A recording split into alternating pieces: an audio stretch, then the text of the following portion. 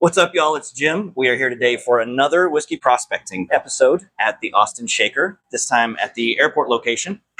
We're today with Hana, who is the store manager here, correct? Mm-hmm. Kind of the idea here is we're hoping to find some new and interesting whiskeys that neither of us have had. Given Hana $200 to play with, and it could go towards any number of bottles. They have to be whiskeys. That's really the only kind of caveat.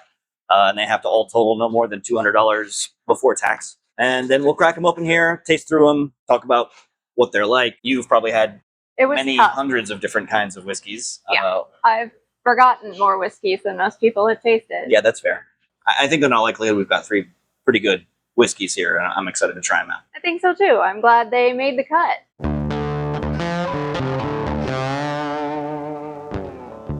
So we'll start here on this end. First up, we have the Dunville's Three Crowns Irish whiskey. This is out of Belfast, I take it. It's Protestant whiskey. Oh, nice. Okay. Anything that you know about this going into it? So, I know that this falls under the Sazerac umbrella of brands. Really? Okay. It's fairly new to the Texas market. All of my colleagues got the chance to try it. We recently had a tasting with them at this location. Dodged all of those opportunities to try it. Successfully.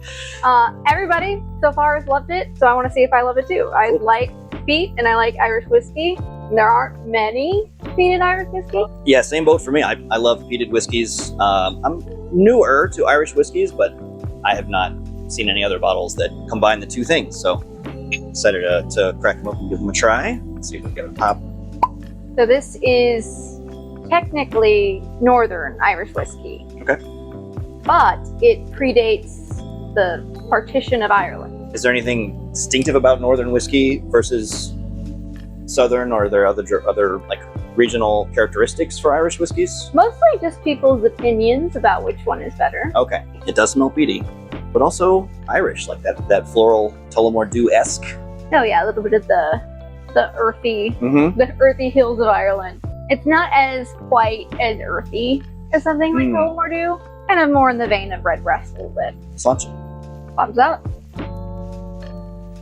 What is that? There's a hit of Distinct. yeah. I don't know that I've ever identified peat as a spicy note, but it's reading as a spicy note in this. It's not a Texas barbecue note, but I'm getting smoked meat, like a little bit of allspice. Yeah, but it's like a sweeter spice a little bit for me. Oh, I said that into my glass. It's good. That's good audio. That's fun. Yeah, the peat isn't too overpowering. No. That's kind of where you have to walk a thin line when you're putting peat in such a delicate spirit like Irish whiskey is. I think that does it pretty successfully. I think that's pretty delicious, actually. A little bit of pickling spices. Very I think you're right.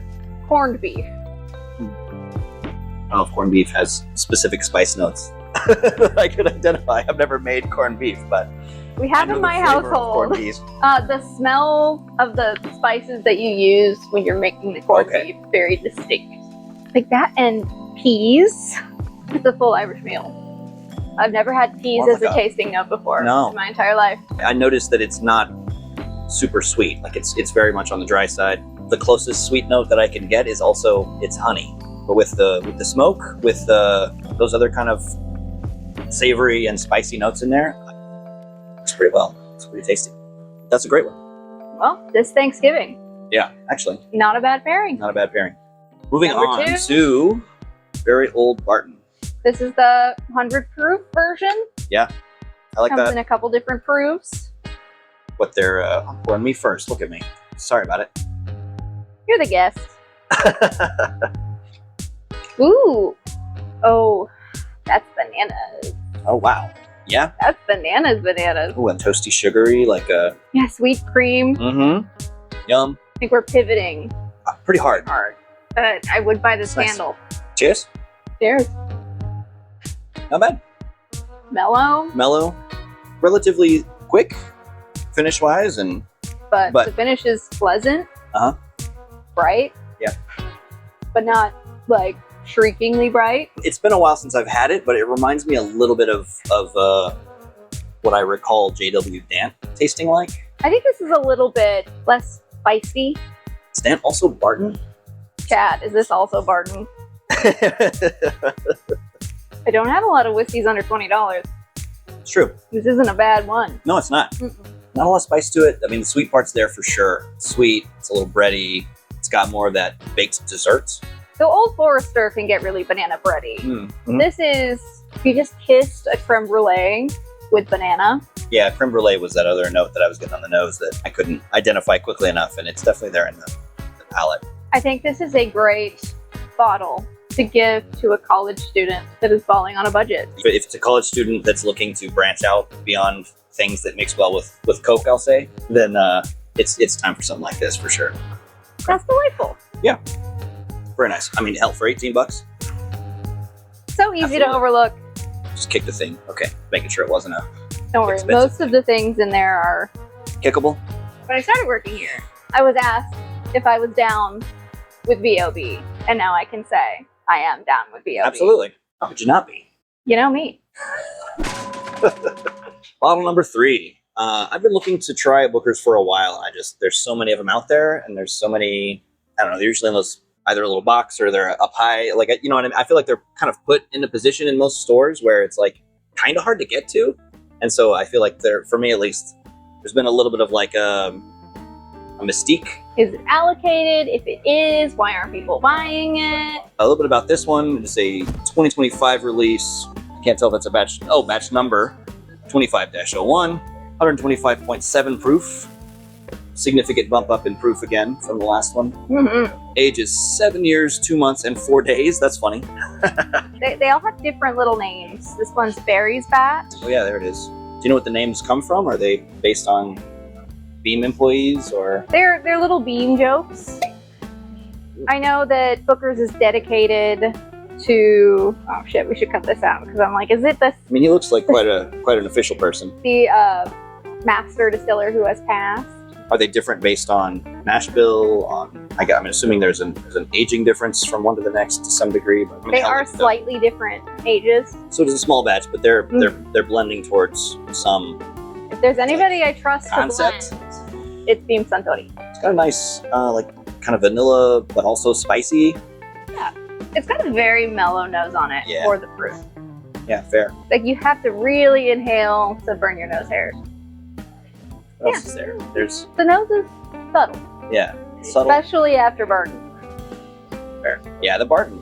That was Punched a pretty no. high for a $18 bottle. Super nice nose for Yeah, being no. as affordable as it is. Don't always This one say being that I would buy the $100 candle. more than the very old Barton. It's also a nice nose. It's definitely got a little bit more heat to it, obviously, but then I think the volume of the notes that are there are maybe a little diminished. Yeah, the more I Quite smell nice. it, the more honey I get. There's something else hiding in there that I can't quite get to. It's a toasty peanut shell kind of a. Knowing Jim Beam, I think peanut might be Probably in there Spoiler. somewhere. Maybe a little bit of a raisin too. like if a peanut was a raisin. I'm ready to dive in. All right, cheers. Come by. Wait, we haven't done an actual clink here.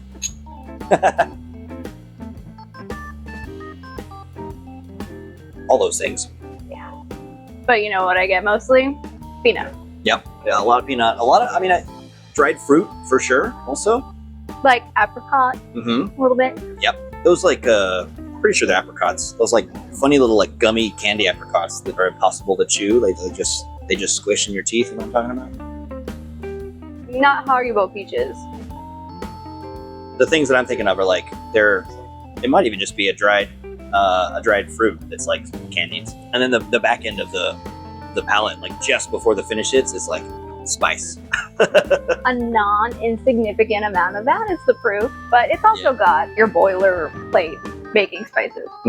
It could be a combination of this and just the heat in the room that you've probably acclimated to at this point. This is with AC. Yeah, this is a warm Austin shaker. For the first 2.5 years I worked here, we did not have AC. I think I blocked most of those days out of my memory. I was definitely a customer in those That's days. probably the heat stroke. If the owner, if It's much more Kiki in and out. watches this, totally fine. Good investment for sure. Weeded out the weak. I was one of them. I mean, I still came Glad in. to still have your business. I still came in, but I was here much less for much less long durations of time. I don't know, my ability to speak just went out the window. Blame it on the bookers. Yeah, I think I am. Okay. Another good bottle. Good picks. And then we got to do this for every subsequent bookers. Okay, sure. How many? They come out with 4 a year? Several a year. Yeah, that's doable. I think that's doable. I mean, like I said, I've been curious about them for a long time, and I feel like that one doesn't disappoint. Doesn't disappoint. It But is the a little bit. lineup is stacked. Do you have a favorite? Out of these three, it's got to be the Dunvilles. I mean, if you like peat, for sure. It's the blend of peat and Irish whiskey. It works really well. That one would be very easy to drink straight and have a few straight pours of that throughout an evening. The Booker's for me is also a good straight pour, but definitely like a one and done, like end of the night. It's a shut your eyes kind of whiskey. That proof is up there. It is. And then I think the Varial Barton is like just a really good all-arounder. I think just based on it being kind of a best in show for small dogs. Yeah. It's kind of my favorite of the three. Because I expected this one to be what it was. Yep. I thought this one's going to be unique. It's going to throw me for a loop. And they've met expectations. Yeah. This one kind of exceeded my expectations. You got a point. It over-delivered and under-promised. Did I say that right? Under-promise, over-deliver? I In reversed the wrong order, but it was the right phrase. order. At this point, I'm surprised I noticed. What are your thoughts? Have you had these? I mean, this one probably not, right? This one's pretty new to the market. Pretty new. Try it out. What do you think? Are you a Varial Barton fan?